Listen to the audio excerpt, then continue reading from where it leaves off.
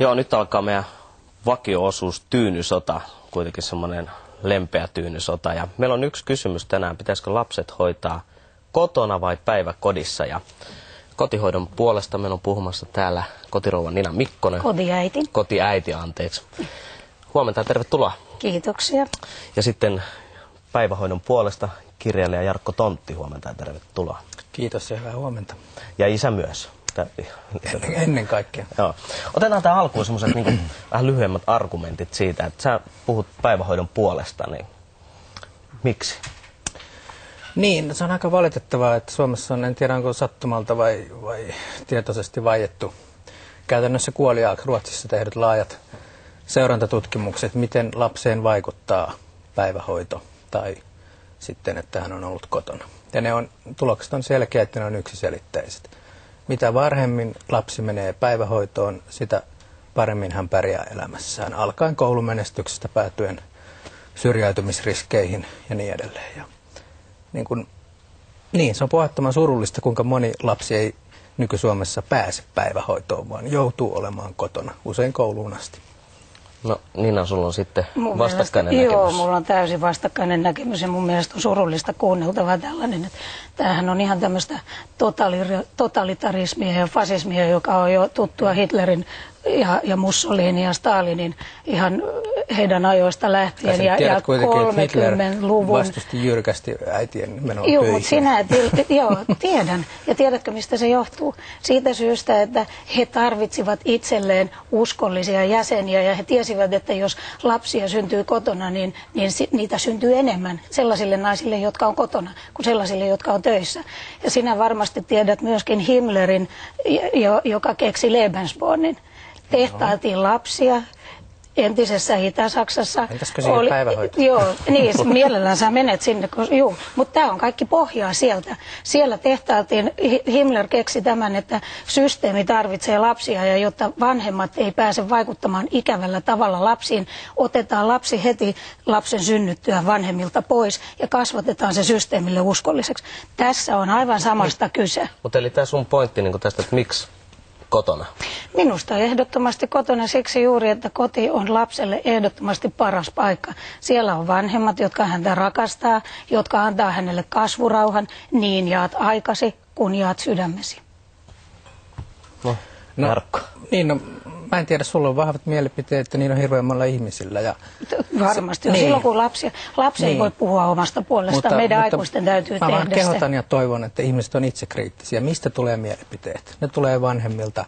Ne tulee yleistä ilmapiiristä ja ainoa keino murtaa se on uskottava tieteellinen tutkimus. No kuule, tuommoiset ruotsalaiset tutkimukset, jotka on aivan, ne on näitä nollatutkimuksia, jotka on itse keksineet ja se on niiden arvo. Ja sehän on sammuva yhteiskunta koko Ruotsi. Ei siellä lisännyt mitkään muut kuin maahanmuuttajat. Se on sammuva yhteiskunta. Ei mun mielestä kannata tähän tuoda tuommoista höpölöpölöllä, mutta yksi mitä mä haluan lukea, sitä paitsi paras tutkimus on se, jonka jokainen vanhempi voi tehdä omaan sydämeen ja itselleen rehellisesti tunnustaa, että teenkö minä kaikkeni lapseni eteen. Meillä on valitettavasti, lapsen etu ei ole se, esimerkiksi vanhemman etu, joka haluaa sinä, joka jää vihreä ajatusmaailmaan, niin sitä mä ihmettelen, että kun te haluatte vapauttaa eläimet, yksikin minkki, joka tarhassa löytyy, niin te vapautatte ne tuonne luontoon, mutta lapset te haluatte tarhaan. Se mitä mä ymmärrän, että monilla ihmisillä on niin kuin kaikki, joilla on lapsia, rakastavat niitä. Ja joka suunnasta tulee tätä samaa puhetta, ja vilpittömästi ihmiset ehkä uskoo, että on näin, että lapsen etu on olla kotona. Höpö joka puolella. Älä viitsi, media on tänä päivänä niin vinoutunut tässäkin asiassa Suomessa on poikkeuksellisen siitä, vähän lapsia mediassa toimii niin paljon naisia, että ne ei halua, että tämmöinen kotiäiti kuin minä, niin minähän on vaan se mäntti, joka olen tyhmyyttäni jäänyt lapsia kotiin hoitamaan, niin kyllä pidetään huoli siitä, että tämän jälkeen. En anna. Sitten kun sä puhut sydämellä, niin sit mä annan. No totta kai, ja sen takiahan mä oon aivan varma, että minä olen myös ollut parempi isä lapselleni ja lapseni äiti on ollut parempi äiti. Niin olla hänelle sitä niin harvoin silloin, kun sulle sopii, ei silloin, kun lapsi haluaisi.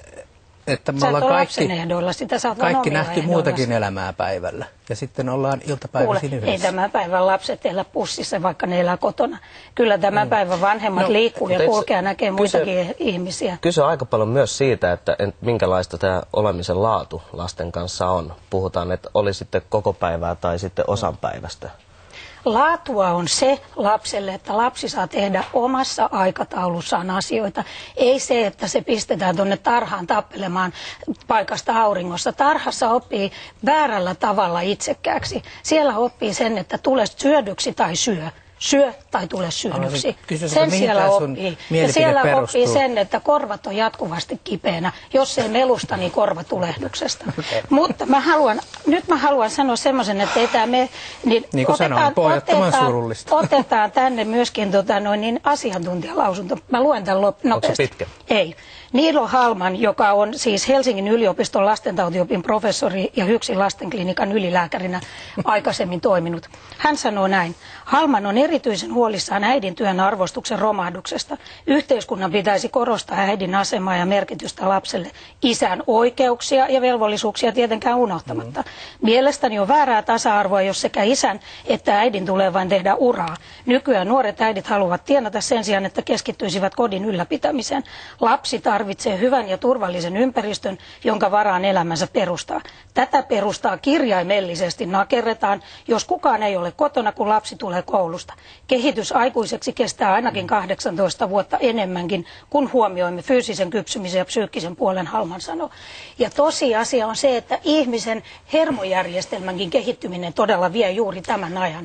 Ja hän puhuu myös sydämellään, ja hän on asiantuntija. Mä ymmärrän taas sen, että ihmisellä on, nämä on tunteikkaita asioita, mutta totta kai, silloin kun on tunteikkaita asioita, niin yleensä vähän ehkä syytä rauhoittua ja katsoa, että on myös muuta kuin mielipiteitä. On mielipiteiden lisäksi on puolueetonta tutkimusta. Vuosikymmeniä seurataan ihmistä. Ei heillä ollut ennakkoastusta. He halusivat tietää, mitkä ne vaikutukset on, että maailma menisi paremmaksi eteenpäin. Sammuva yhteiskunta. Ymmärrän nyt mies hyvä. Sinä olet sentään tohtoriksi väitellyt mies ja puhut. Sinun vikasi niin kuin useimmalla teillä yliälyköillä on se, että te ihastutte omaan älynne niin, että te kuvittelette, että te voitte keksiä ihmisen uudestaan ja pistää kaiken uusiksi. Ihminen ei ole vuosituhansissa muuttunut miksikään. Ihmisen perustarpeisiin kuuluu rakastaa ja tulla rakastetuksi. Ja lapsen täytyy tietää, kenelle hän kuuluu.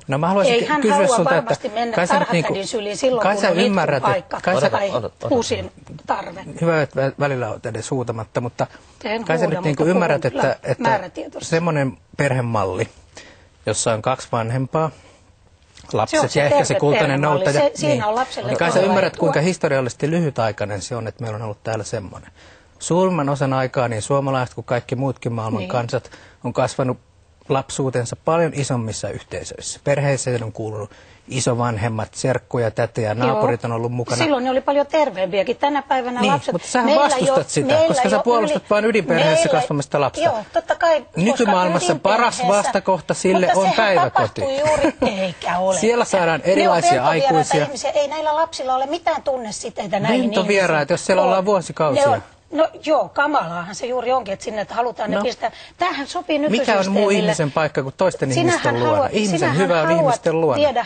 Sinähän haluat viedä lapset pois juuri näistä asioista tuttujen ihmisten ympäröimästä. Eli tutut ihmiset ovat ympärillä, sekä jotka itse päiväkodissa että mun tyttäreni hoitajista, jotka olivat aivan ihania ystäviä, elinikäisiä ystävyyssuhteita syntyy. Mä olen onneksi saanut kasvaa